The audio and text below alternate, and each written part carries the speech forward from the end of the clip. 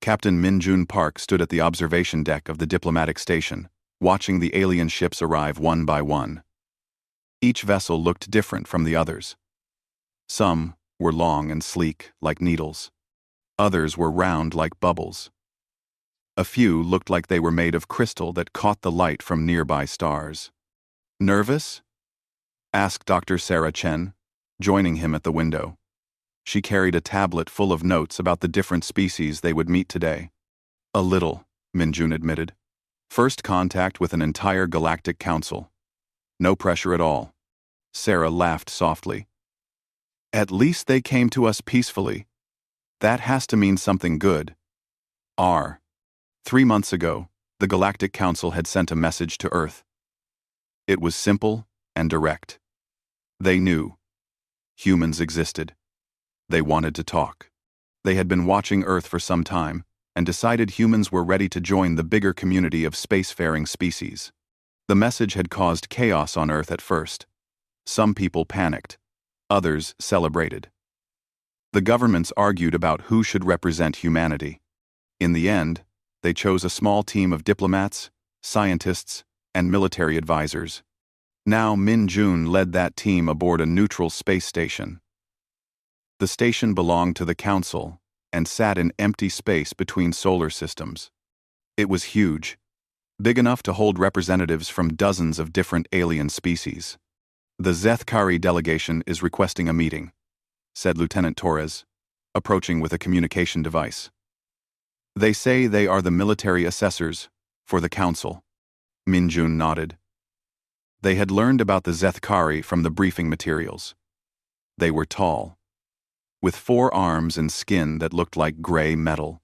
They served as the Council's main military force and were responsible for evaluating new species for combat readiness. The meeting room was circular with a high ceiling. When Min-jun and his team entered, they found 5 Zethkari already waiting. The aliens stood nearly 8 feet tall. Their 4 arms moved independently as they gestured to each other. Their large eyes were completely black, showing no emotion. The leader stepped forward.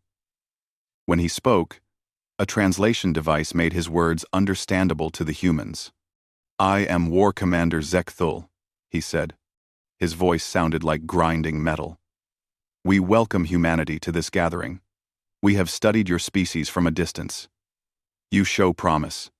"Thank you," Min-jun replied, bowing slightly.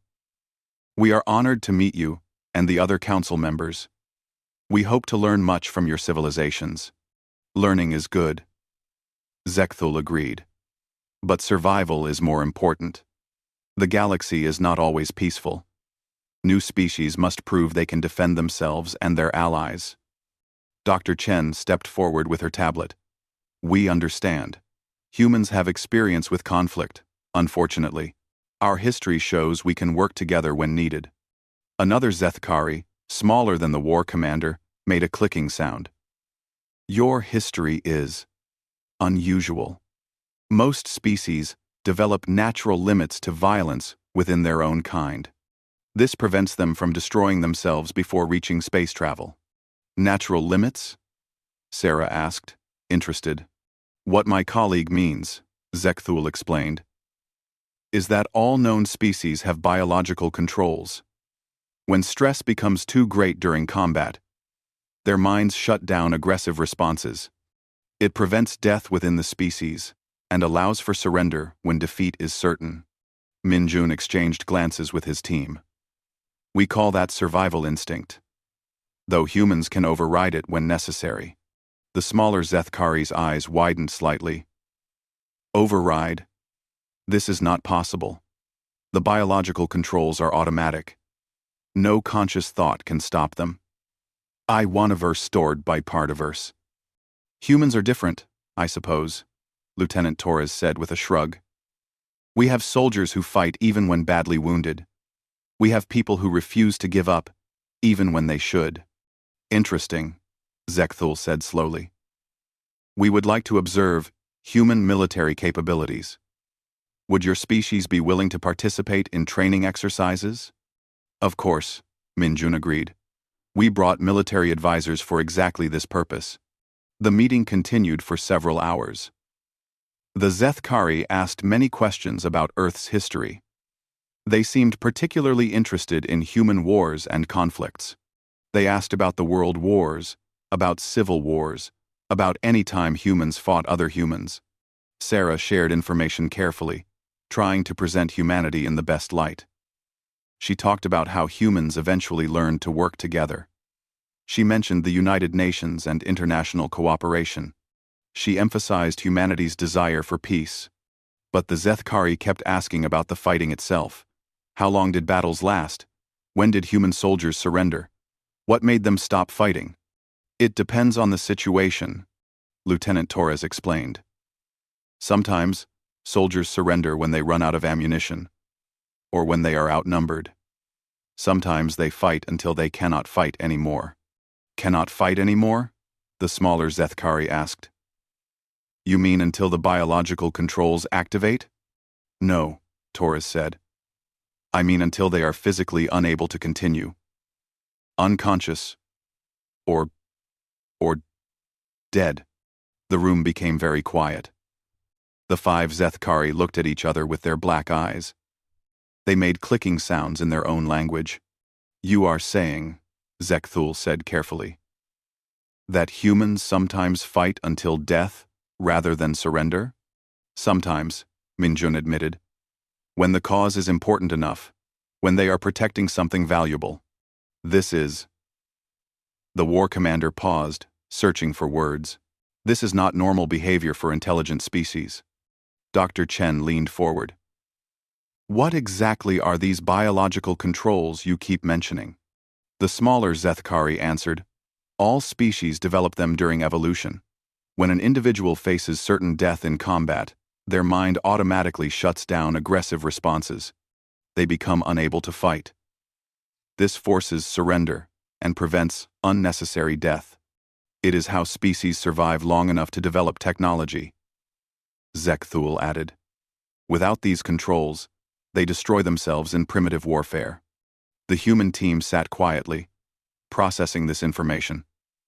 Finally, Sarah spoke. Humans do have fear responses, she said. We can feel terror and want to run away. But we can choose to ignore those feelings if we decide something is more important than our own safety. Choose? Another Zethkari asked. Choice cannot override biological imperatives. For humans, it can, Minjun said. It is not easy, and not everyone can do it.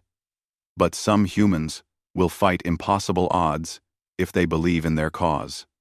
The Zethkari looked troubled by this news. They spoke among themselves in their clicking language for several minutes. We must observe this personally, Zekthul finally announced. We will arrange combat exercises. We must see how humans truly behave under extreme stress.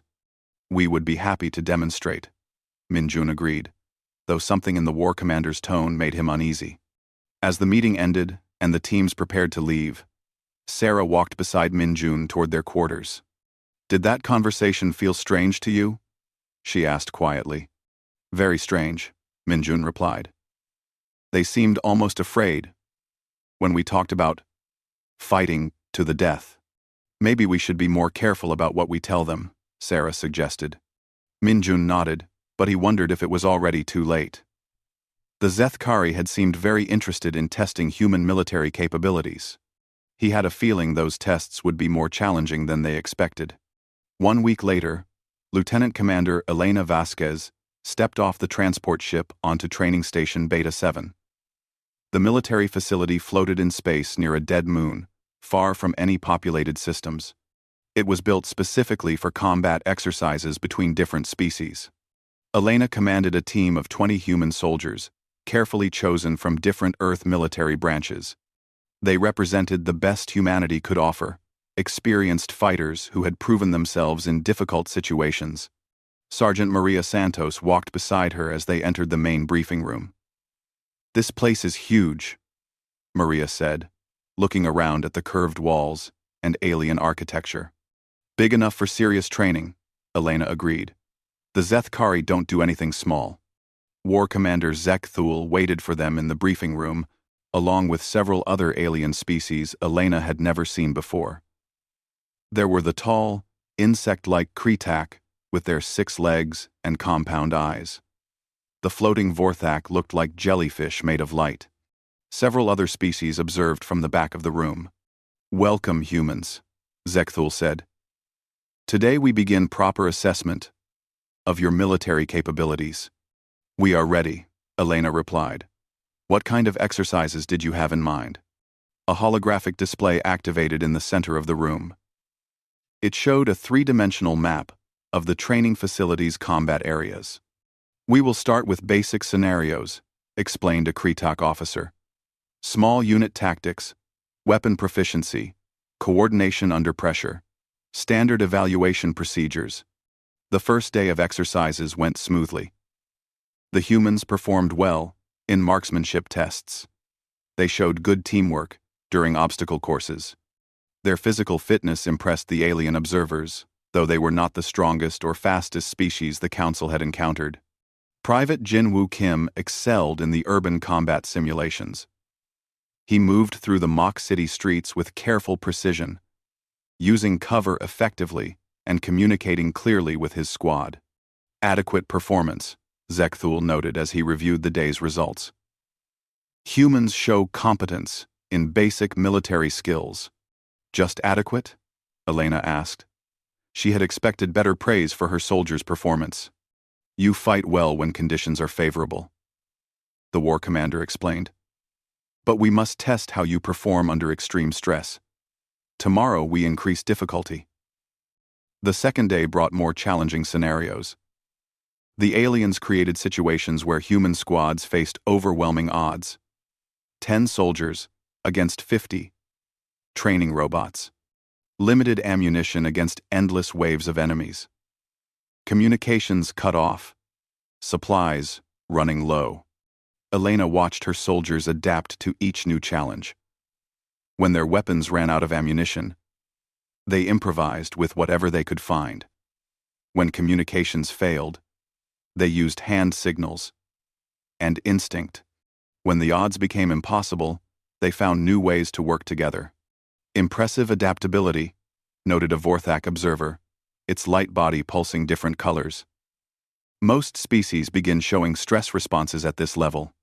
"Stress responses?" Elena asked. "Biological limitations," Zekthul explained. "Natural protections that prevent individuals from fighting beyond their capabilities." "Watch." The hologram showed recordings of other species during similar tests. Elena saw alien soldiers suddenly stop fighting when situations became too dangerous. They would drop their weapons and freeze in place, unable to continue, despite being uninjured. "This happens to all species when stress reaches critical levels," the war commander said. "It is how evolution protects individuals from certain death." Elena frowned. "What about humans? Are we showing these responses?" The aliens looked at each other with their various eyes, antennae, and light patterns. "No," Zekthul said slowly. "Your soldiers continue fighting regardless of stress levels. This is unexpected." On the third day, the tests became even more intense. The alien observers created scenarios designed to trigger what they called biological shutdown responses.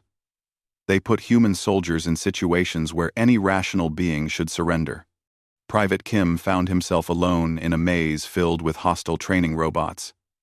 He had limited ammunition and no backup coming.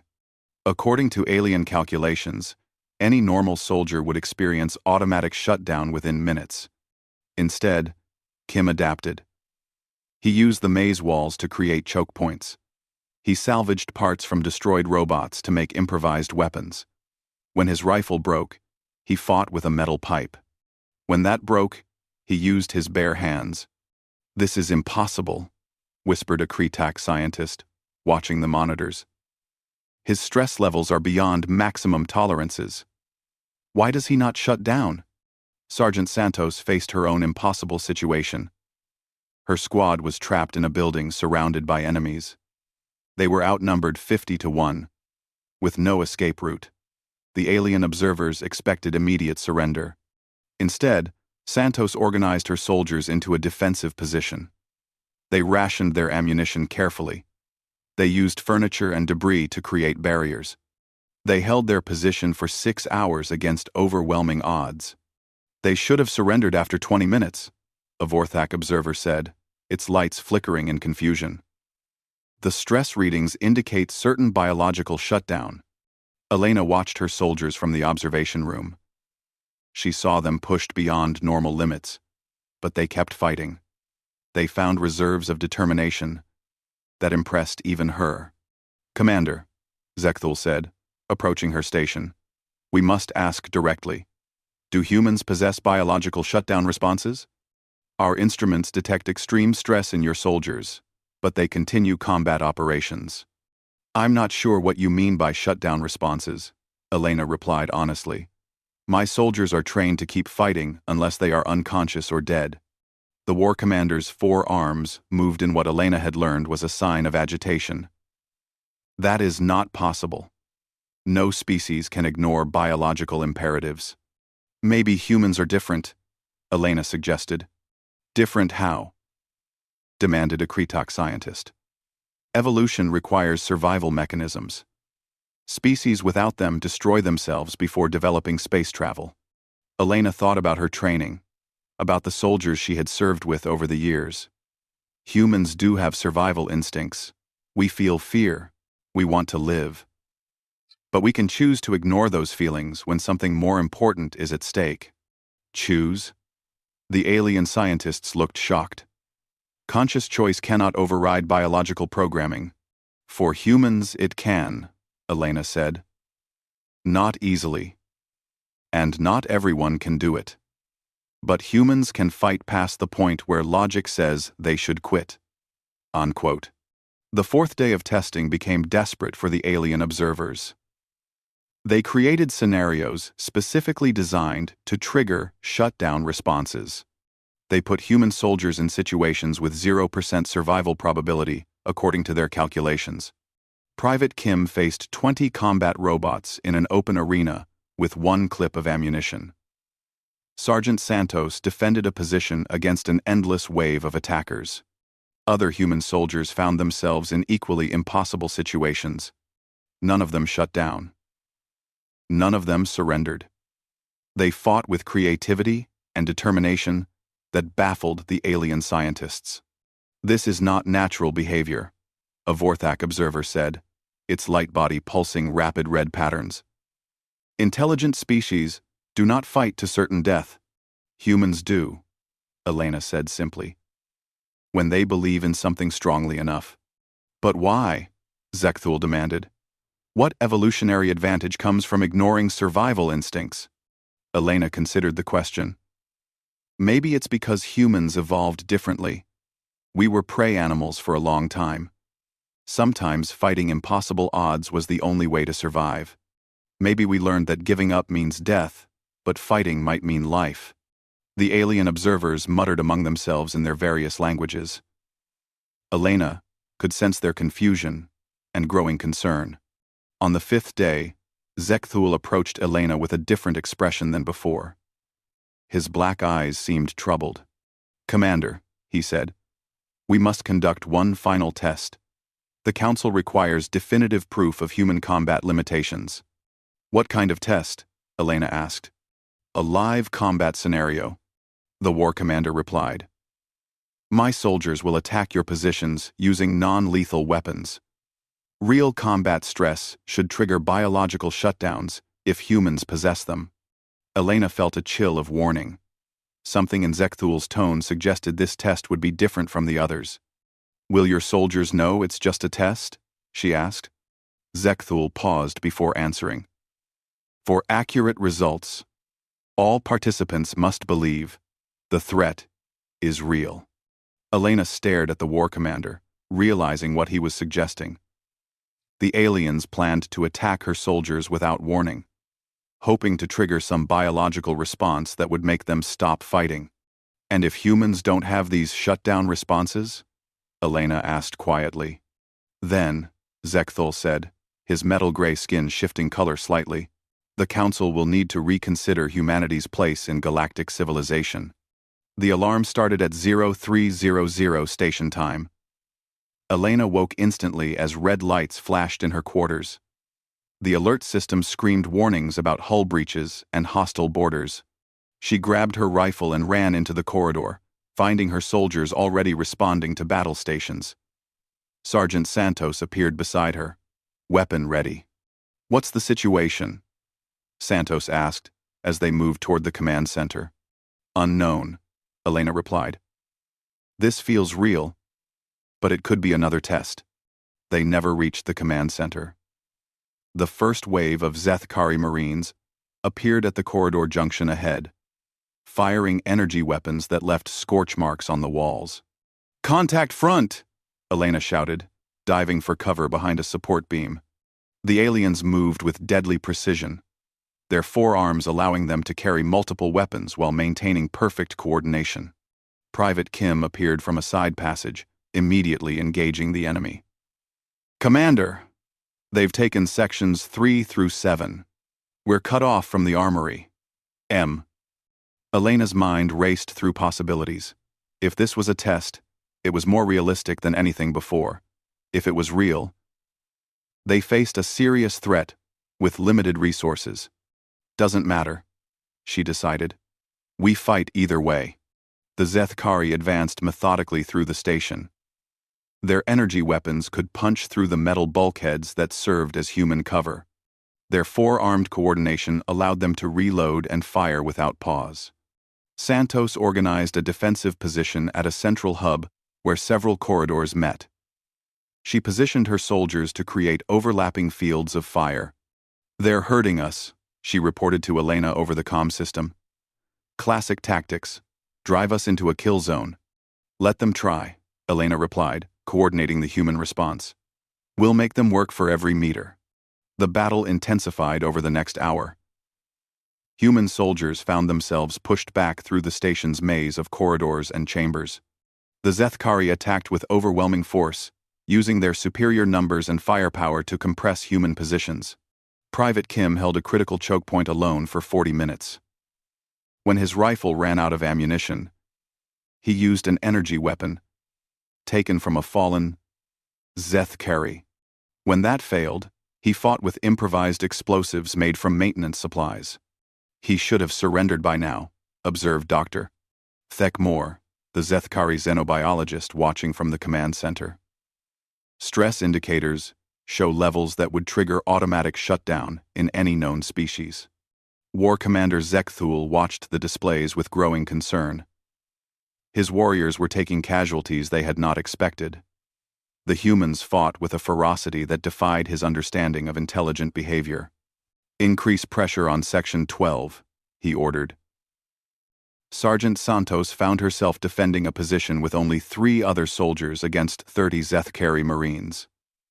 Logic said the situation was hopeless. Military doctrine said surrender was the only option. Instead, Santos improvised. She used the station's environmental systems to flood the approaches with superheated steam. She rigged maintenance robots to explode when the aliens tried to advance. She turned every piece of equipment into a weapon or obstacle. "This is impossible, Doctor," Thekmore said, studying the biological readings from human soldiers. "Their stress hormones are beyond lethal levels. Neural activity shows extreme combat fatigue. Why do they continue fighting? They're snowed 4-4-2, end quote." Elena moved through the station like a ghost, coordinating her scattered forces. She had lost contact with half her soldiers, but continued fighting anyway. When cornered by 6 Zethkari warriors, she used the station's artificial gravity to her advantage, creating zones where the aliens struggled to move while she adapted quickly. The battle reached its peak when the Zethkari cornered the last 12 human soldiers in the station's central chamber. The aliens had overwhelming numerical superiority and perfect tactical positioning. "Surrender now," Zekthul broadcast over the station's communication system. "Further resistance is pointless." Elena looked around at her remaining soldiers. They were exhausted, low on ammunition, and facing impossible odds. Any rational military force would surrender. "What do you think?" she asked Sergeant Santos. Santos checked her weapon and smiled grimly. "We've been in worse situations." "No, we haven't," Private Kim pointed out. "Okay, this is the worst," Santos admitted. "But we're not dead yet." Elena keyed her communicator. "War Commander. This is Lieutenant Commander Vasquez. We decline your surrender offer." In the observation center, Dr. Thekmore stared at his instruments in disbelief. "Commander, their biological readings indicate they should be physically incapable of coherent thought. Stress levels are beyond anything recorded in galactic military history. Yet they refuse surrender," Zekthul said, his voice filled with something that might have been awe or fear. The final assault began with coordinated attacks from all directions. The Zeth-Kari used their superior technology and numbers to overwhelm the human position. Elena and her soldiers fought with desperate creativity. They used furniture as weapons and walls as cover. They turned lights into blinding flashes and gravity systems into traps. When their weapons failed, they fought with bare hands. Private Kim tackled a Zeth-Kari warrior twice his size, using the aliens' own momentum to send them both crashing through a viewport. The warrior's automatic safety systems activated, stopping the fight to prevent injury. Kim's systems had no such limits. He continued fighting until he was physically restrained. Sergeant Santos held a corridor alone against 8 attackers. When her rifle jammed, she used a metal pipe. When that broke, she threw pieces of debris. When she ran out of projectiles, she charged the aliens with her bare hands. The Zeth-Kari had to stun her unconscious to stop the attack. Elena fought past the point where her body should have collapsed from exhaustion. She moved on pure determination, finding strength in places where biology said none existed. The battle ended only when every human was unconscious or physically restrained. Not one had surrendered. Not one had stopped fighting voluntarily. In the aftermath, Dr. Thekmore reviewed the data with trembling hands. "War Commander, these readings are beyond belief. Human soldiers continued combat operations at stress levels that should have killed them. Yet they lived," Zekthul observed. "They fought beyond death and survived." "It is not possible," the doctor insisted. "No species can ignore biological imperatives to this degree." "Humans can," Zekthul said quietly. "The question now is what this means for galactic civilization." When Elena regained consciousness, she found herself in the medical bay with her soldiers. War Commander Zekthul stood nearby, his black eyes studying her with new intensity. "Commander," he said formally. "Exercise?" Elena sat up carefully, noting that none of her soldiers appeared seriously injured. That felt very real. "It was real combat," Zekthul admitted. "We used non-lethal weapons, but the threat and stress were genuine. We needed to observe human responses under true combat conditions." "And what did you observe?" Elena asked. The war commander was quiet for a long moment. "Humans do not possess biological shutdown responses. Your species can fight beyond the point where death is certain. This is unprecedented." Dr. Thekmore approached with his instruments still displaying impossible readings. "Commander, your soldiers fought at stress levels that would kill most species. How is this possible?" Elena considered the question. "Maybe because we've learned that sometimes fighting impossible odds is the only way to protect what matters." "But the evolutionary cost," the doctor protested. "Species that ignore survival instincts destroy themselves." "Maybe," Elena agreed. War Commander Zekthul looked troubled as he processed this information. "The Council must be informed immediately. Humanity represents something new in galactic civilization." "Is that good or bad?" Elena asked. "That," Zekthul replied, "remains to be determined." As medical staff attended to her soldiers, Elena wondered what would happen next. The aliens had learned something about humanity that clearly disturbed them. She could only hope that fear would not override the potential for friendship. But she also knew that if it came to another fight, humans would be ready. They always were. The emergency session of the Galactic Council convened 3 days after the training station incident. Representatives from 47 species gathered in the massive chamber aboard Council Station Prime. The air hummed with translation devices working in dozens of languages. Dr. Thekmore stood at the central podium, his forearms moving nervously as he prepared his presentation. War Commander Zek Thul sat in the military advisor section, his black eyes fixed on the holographic displays showing human combat data. Honored Council members, Dr. Thekmore began. I present findings that challenge our fundamental understanding of intelligent evolution. Dard. From mentor. In mentor. Dard. Dard. Dard. Dard. Dard. Dard. Dard. Dard. Dard. Dard. The chamber filled with various sounds of attention, chittering from the Kretok, harmonic tones from the Vorthok, and clicking from dozens of other species. All known intelligent species possess biological limiters, the doctor continued. These evolutionary safeguards prevent individuals from fighting beyond rational survival parameters. They are essential for species development. A massive display showed brain scans from different species during combat stress. Each showed the same pattern: escalating stress, followed by automatic shutdown responses that prevented fatal aggression. Humans, Dr. Thekmore announced, do not possess these limiters. The chamber erupted in sounds of disbelief. The Kretok representative raised 6 appendages in protest. Impossible. No species can evolve complex technology without survival safeguards. The evidence is conclusive, Doctor, Thekmore replied, activating recordings from the training station. Human soldiers continued combat operations at stress levels that would trigger automatic shutdown in any other species. The Council watched footage of Private Kim fighting alone against overwhelming odds. They saw Sergeant Santos defending impossible positions. They observed humans fighting past the point where biology said they should collapse. These readings show stress hormones at lethal concentrations, Dr. Thekmore explained. Neural activity indicates extreme fatigue and trauma, yet humans continued fighting with full effectiveness. Ambassador Veltar, of the Peaceful Centauran Federation, floated forward on his hovering platform. Perhaps their measurement devices were malfunctioning. No intelligent being fights to certain death. War Commander Zek Thul rose from his position. I observed these humans personally.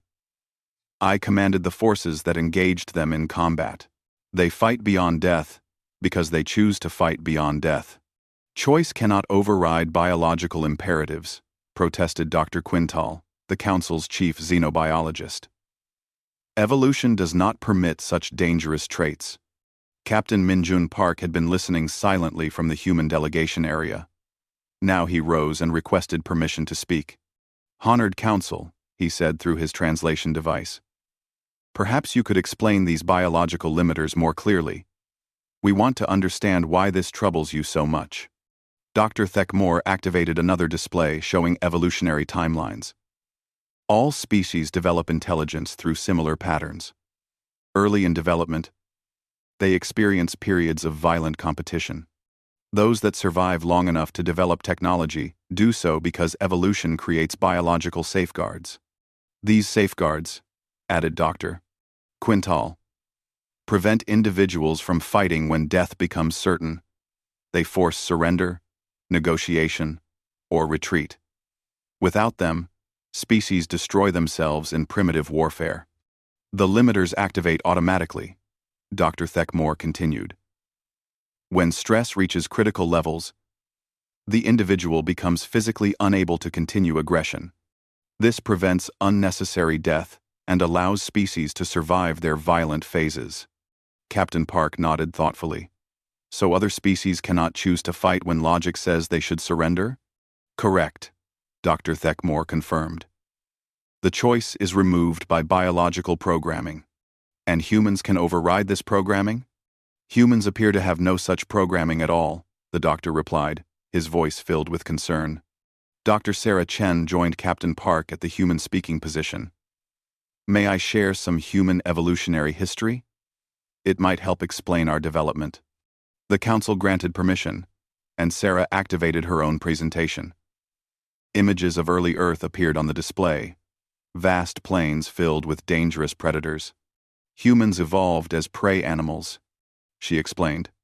We were not the strongest or fastest species on our planet. We survived through cooperation, intelligence, and sometimes by fighting when retreat was impossible.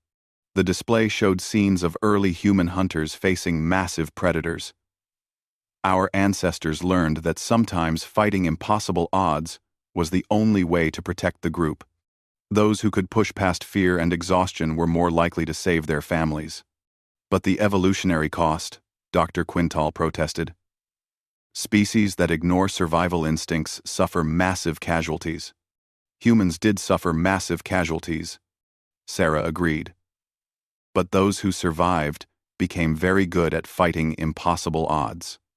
Over thousands of generations, we selected for individuals who could choose courage over safety. Ambassador Veltar looked disturbed. You selected for the ability to ignore rational self-preservation? We selected for the ability to choose what was more important than self-preservation, Captain Park corrected. Family, community, ideals, the future of our species. Humans can decide that some things matter more than individual survival. The chamber fell silent as council members processed this information. Finally, the Kretok representative spoke. This explains human evolutionary anomaly, she said. But it creates serious concerns about galactic integration. How do we negotiate with species that might choose death over compromise? How do we share space with beings who fight past rational limits? Added a crystalline Shardan delegate. War Commander Zekthul stood again. Council members, I must share additional observations. Human combat effectiveness increases under stress. Other species become less effective as biological limiters approach activation. Humans become more dangerous. More dangerous how? Asked the Vorthok representative, its light body pulsing anxious colors. Human creativity and determination increase when facing impossible odds, Zekthul explained. They find solutions that logical minds cannot conceive. They fight with weapons, without weapons, with broken weapons. They turn environment itself into arsenal. Dr. Thekmore nodded grimly.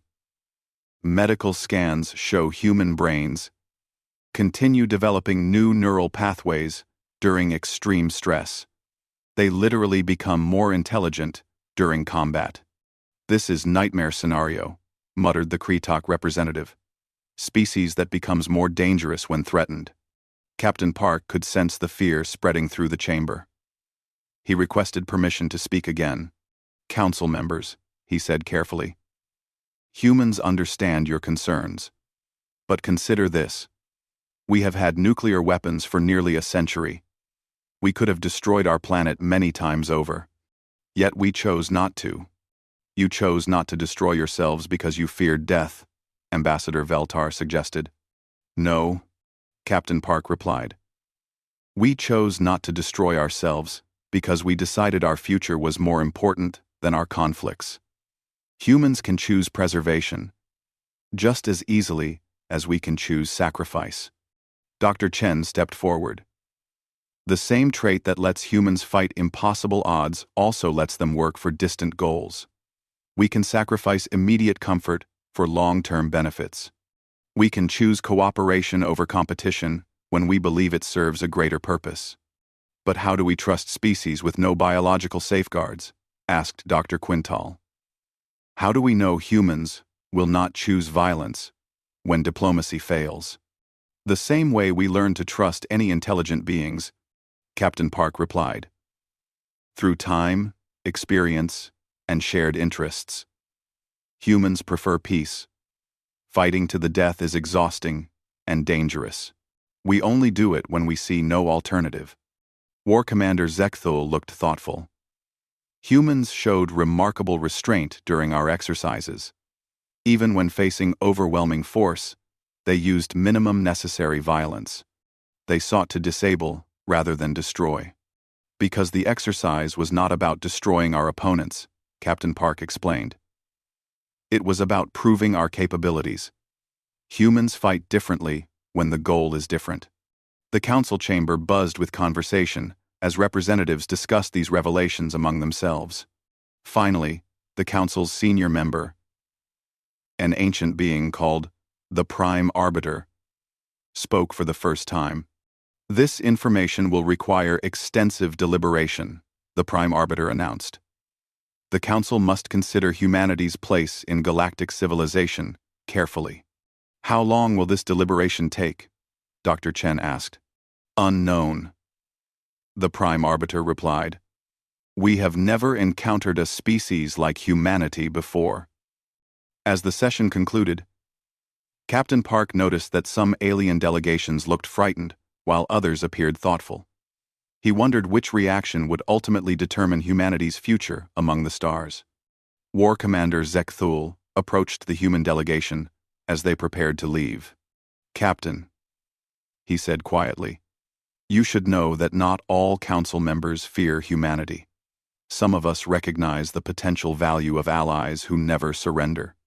It's no for the Sepsing. It's Cummins' Nan Sentin. And Captain. Value for what? Captain Park asked. The war commander's black eyes seemed to look toward distant stars. The galaxy is not entirely peaceful. There are threats that conventional military forces cannot defeat. Perhaps humanity's unique nature could serve galactic civilization in ways we have not yet considered. Captain Park nodded, understanding that humanity's unusual evolution might prove to be an advantage rather than a curse. But first, they would need to survive the Council's deliberation. The Council deliberation had lasted 3 weeks when the first reports arrived. Deep space monitoring stations detected massive energy signatures moving through the outer rim territories. The readings matched no known technology in Council records. War Commander Zek Thul burst into the emergency session, his 4 arms carrying multiple data tablets. Council members, we have a crisis. The Void Swarm has returned. The chamber fell silent. Even species that had joined the Council recently knew about the Void Swarm from historical records. They were an ancient enemy that had vanished centuries ago after devastating wars that nearly destroyed galactic civilization. Impossible, whispered Ambassador Veltar. The swarm was destroyed in the final battle at Kepler Station. Apparently not, Zek Thul replied grimly. 17 Outer Rim colonies have gone silent in the past 72 hours. The pattern matches historical swarm tactics perfectly. Dr. Thekmore activated the main display, showing tactical reports from the affected systems. The images were horrifying. Space stations torn apart. Planetary defense grids overwhelmed. Entire fleets destroyed without inflicting significant damage on the attackers. The swarm ships appear more advanced than historical records indicate, Dr. Thekmore reported. They have adapted their technology during their absence. Captain Minjun Park had been attending the council sessions as humanity awaited their decision. Now he watched the alien representatives with growing alarm as panic spread through the chamber. What exactly is the Void Swarm? He asked War Commander Zek Thul. A species that exists only to consume and expand, Zek Thul explained. They have no diplomatic contact, no negotiation, no surrender. They attack until everything is destroyed or they are destroyed. They are the reason the Council formed originally, to coordinate defense against this threat. 2. And they were defeated before? After massive losses, the war commander admitted. Trillions died in the war. Entire species were lost. We only won because the swarm eventually stopped fighting when their losses became unsustainable. Captain Park frowned. They stopped fighting? Why? Biological limiters, Dr. Thekmore explained. Even the swarm possesses evolutionary safeguards. When facing certain extinction, their survival instincts forced them to retreat. But now they have returned, Zekthul continued. Apparently stronger than before. Our conventional forces are designed around the assumption that all enemies possess biological limiters. We fight until the enemy's survival instincts force surrender. What happens if the enemy doesn't surrender? Captain Park asked, though he suspected he knew the answer. The council chamber erupted in worried discussions among the various species. They were facing an enemy that had adapted during centuries of absence, and their military doctrine was built around assumptions that might no longer apply. The Prime Arbiter called for order. War Commander, what are our current military capabilities compared to the threat? Zekthul's reply was stark. Based on initial engagements, Council forces are severely outmatched. Our ships retreat when their crews reach stress limits. Swarm ships continue fighting until physically destroyed. How long before they reach core Council systems? Asked the Kretok representative. At current pace of advance, 6 months, Zekthul replied. Perhaps less if they split their forces for multiple attacks. Captain Park stood up. Council members, may I make a suggestion? The Prime Arbiter granted permission to speak. Humanity has not yet been accepted into the Council, Park said. But we have military forces that might be useful against this threat. Human soldiers don't retreat when facing impossible odds. You would fight the swarm? Ambassador Veltar asked in surprise.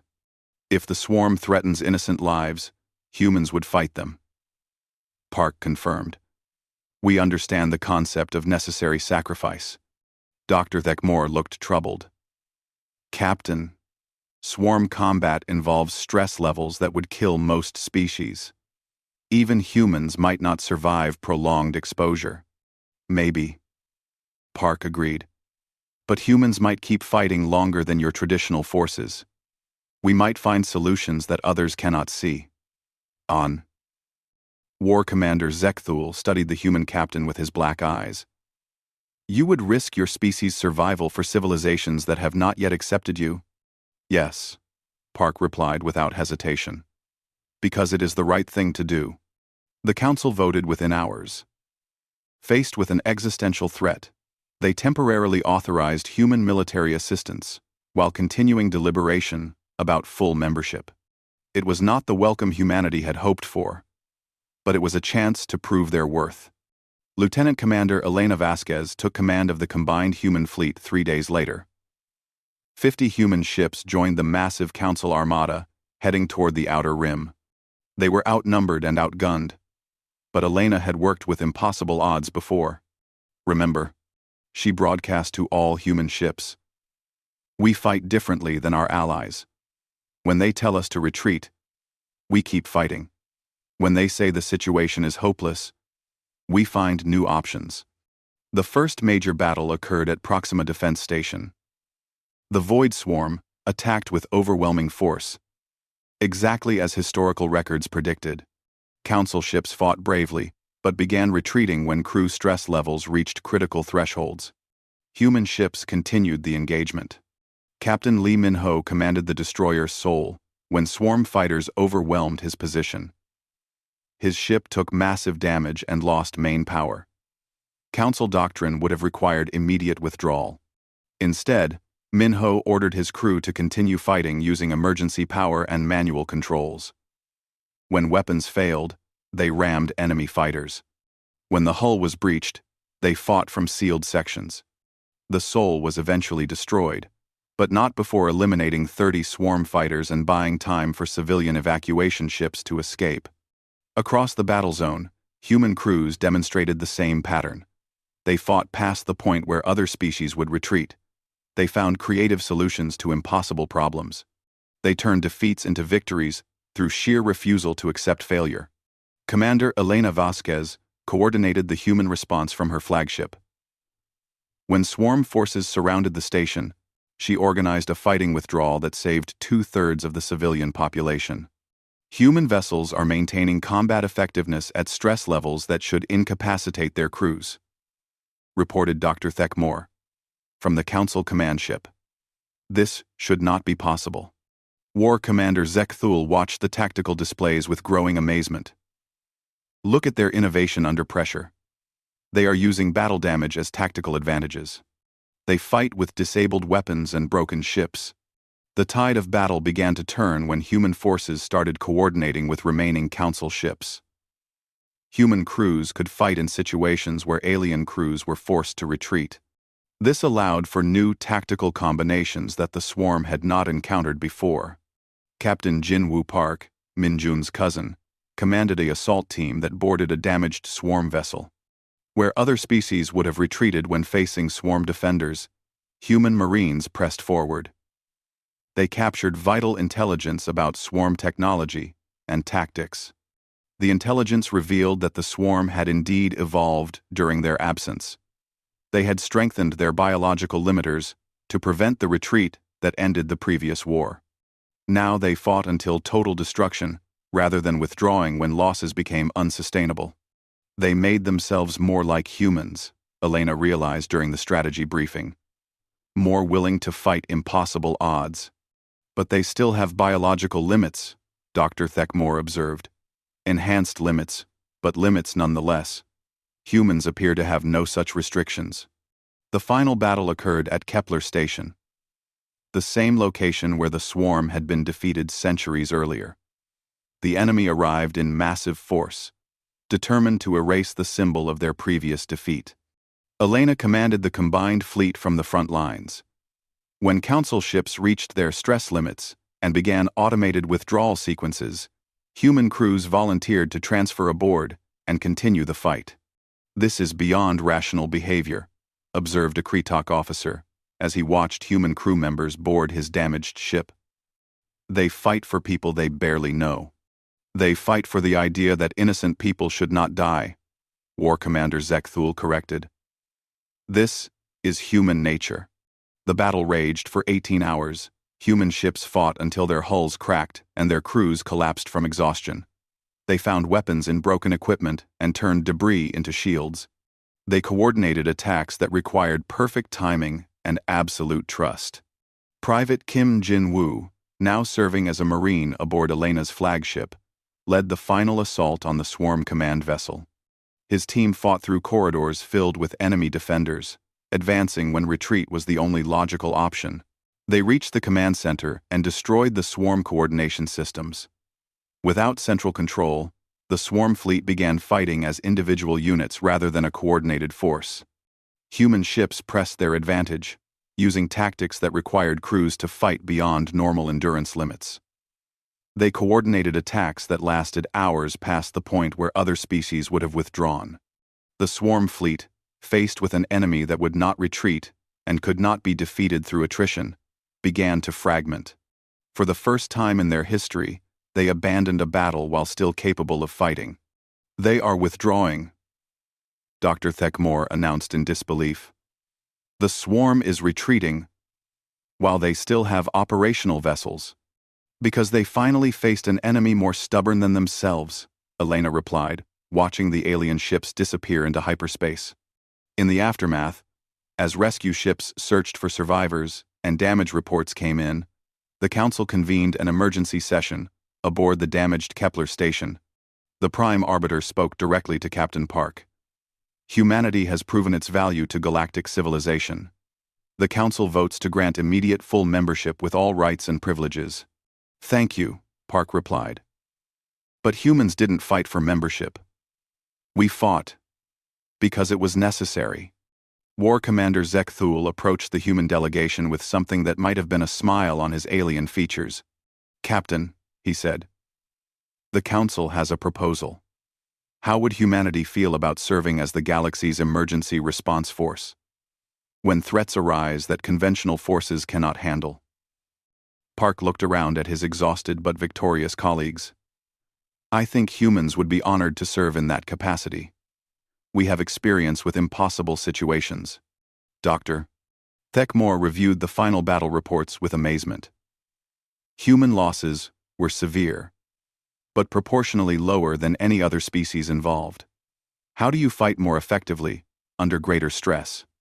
Because, Elena explained, humans learned long ago that sometimes fighting impossible odds is the only way to protect what matters. We developed the ability to choose hope over logic. As the station's lights were restored and repair crews began their work, humanity took its place in galactic civilization, not as conquerors or diplomats, but as the species willing to stand guard when others could not. They had found their role among the stars, as the guardians who never surrendered, the defenders who fought beyond reason, the last hope when all seemed lost. And for the first time in galactic history, the rest of civilization could sleep peacefully, knowing that someone was watching who would never give up the fight.